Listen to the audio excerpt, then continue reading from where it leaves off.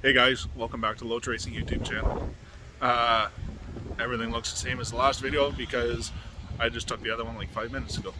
Forgot to take a clip for the racing video, so I just decided to do it. But got a new little, hopefully moneymaker project here. Like I said in the last video, I've been wheeling and dealing on golf carts. So the one that I bought for parts to fix my green one, and it was too nice to take apart, so I decided to hell with it. I'm gonna fix it, sell it, make some money for Reaper repairs and for repairs on the other one. So I did that, bought it, fixed it, sold it, it was gone. And then I bought this one, that little red one, bought it on a deal. And hardly before I could even get it home, it was sold. So I was like, right on. That was good. I didn't even have to worry about fixing it and putting money into it or whatever. And then with that, I remembered the guy that I bought the first golf cart off. He said he had a couple tractors and a dozer he wanted me to check out. Well, I went and checked him out when I got that first golf cart, but here it is. It's a 1958 Oliver OC4. Little 3-cylinder gas. It's a Hercules 2.1 liter 3-cylinder gas. These things made a whopping 25 horsepower. This one was made, you can see the bucket on it, this one was made for clearing the land for the surface diamond drill rigs. I think this thing's friggin' sweet. We've got a whole bunch of people interested in it already. When I got it, the motor would not roll over. Yeah, it wouldn't roll over. I put a bar on it, a pipe wrench on the drive for the pump, the hydraulic pump, with a 4-foot bar on it. It would not budge. No matter what I did, it would not budge. So I have lots of ATF because I change my ATF in Reaper every day. So I pulled the exhaust stack off it, filled the exhaust manifold full, opened every exhaust valve and intake valve. I just wanted to make sure it got filled with ATF.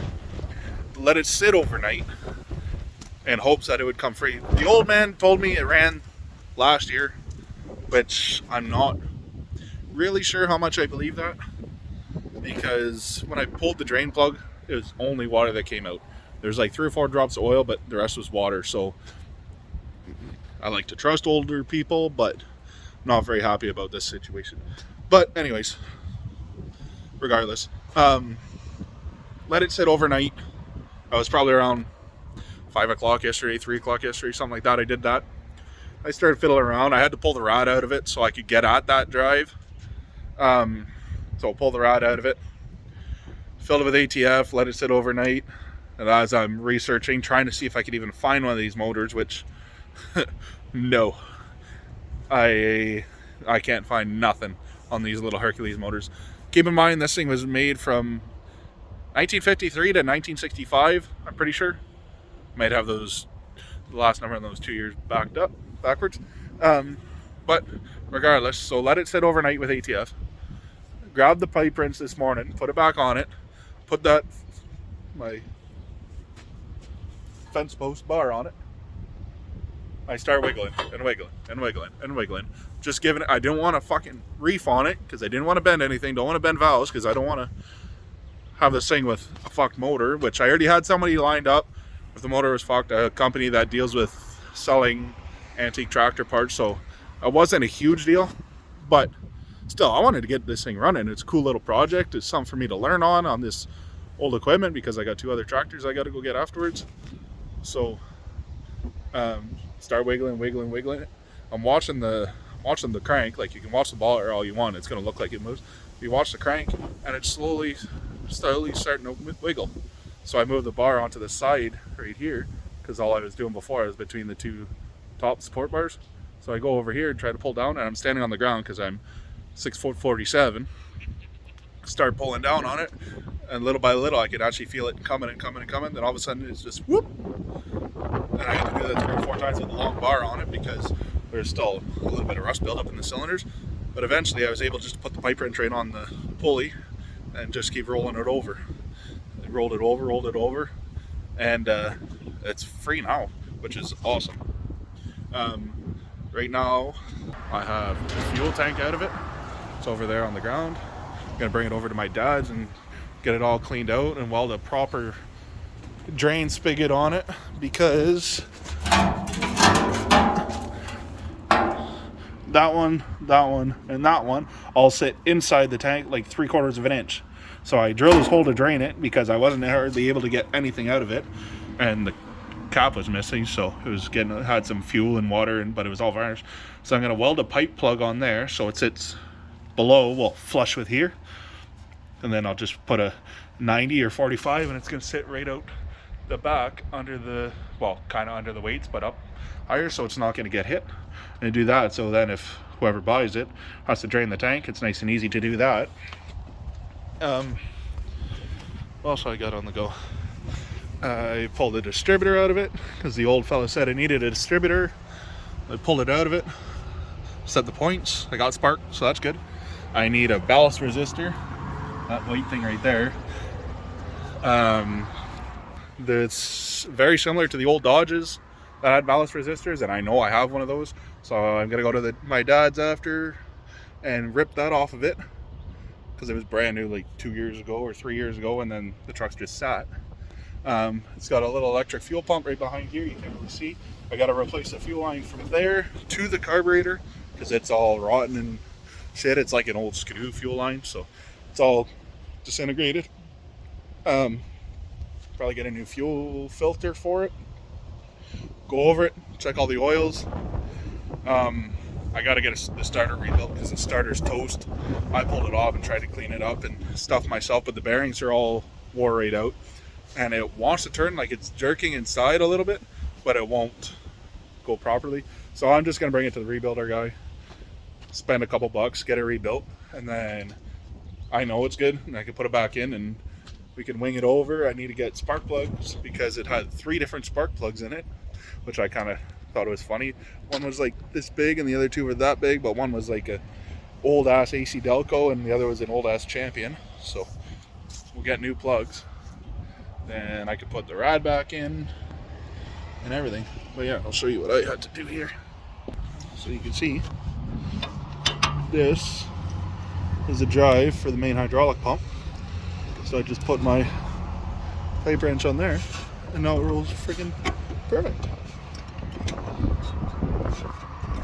It's got compression still, I can definitely feel that. I can hear it too in the cylinders, so that's good. All the valves are moving under the rocker cover. I had that off and I just topped them all with a hammer nicely until they all came free, and they're all nice and wonderful like. And you can see all my tools on my custom made bench here. I'm gonna maybe see if I got a set of small block Chevy plug wires with the straight ends on it or 45s to put on here, and I can just cut them and make them custom length. I already verified the coil's good, and I got spark coming out of the distributor, but the ballast resistor took a shit. Typical. It's nothing uncommon. Might I don't even know, that might be an oil bath air filter. I have no idea. I have to look into that. Maybe take the bottom off it if I can. I don't even know. This stuff is all new to me, guys. There's the bottom of the air cleaner right here. I don't know if it's an oil bath one or what. I don't even know how to get that bottom off. So we're gonna have a look at it, see what I can find. May see about pulling off the carburetor. It's on the other side. Take a walk around here. I've got bees flying around this thing all day. They're loving this thing. Old school updraft style carburetor. It sucks out the top instead of down the bottom. I might take that apart. We'll see. At least undo it and take these 2 bolts off the top. There's one here, one on the other side. Take those off and pull it out. Now at least have a look down the front where that hose hooks up, right in here. Might do that. And the choke's all the way on, pretty sure, from in here. Yes. We'll take that off. But everything seems to move like it's supposed to, like that. I mean, that's kind of wore out, but if anything, even if I can just get it to run and idle for a minute or so, like, I don't know. And I think this might work as a governor down here. I'm not sure. It goes in through the cover. Kind of hard for me to show you, but in through, it goes in through in here to that, so I'm not sure if this is some kind of a governor or what. But I'm gonna do that in here. You can see that rotten fuel line split wide open, so it's not gonna get very much fuel like that. So, you know, something for me to play around with and learn on, and hopefully make a couple bucks on. He's got two other tractors. Well, one for sure I want. It's a 47 Case. Nice little two-wheel drive tractor. And then he's got a Farmall Cub, which he said the motor's stuck on too. But might go have a look at it and see. But like, this thing was already stuck, and I'm not sure how much of a ordeal I want to take on another one. Especially with Reaper broke in the shop. If I could put the tractor in the shop and have Reaper in the enclosed, it wouldn't be so bad. But I don't know, we'll see, because this thing's got to get off the trailer too, so it'll be sitting right there in my driveway just in case we get Reaper done and can take Reaper out. But I'm not overly sure yet what the heck I'm gonna do here. Gonna figure it out anyways. Regardless, they got to come off the trailer, so we got to do that. Get this dozer off. I'm gonna bring the starter out today. I'm not sure when this video is gonna come out. Probably in the next couple days, but today's Saturday, so I'm gonna drop it off to the guy today, and they're Mennonite, so they don't work Sundays. So hopefully maybe by the end of next week I'll get the starter back. Then the weekend's Kirkland races, so I won't be doing it next week, that weekend.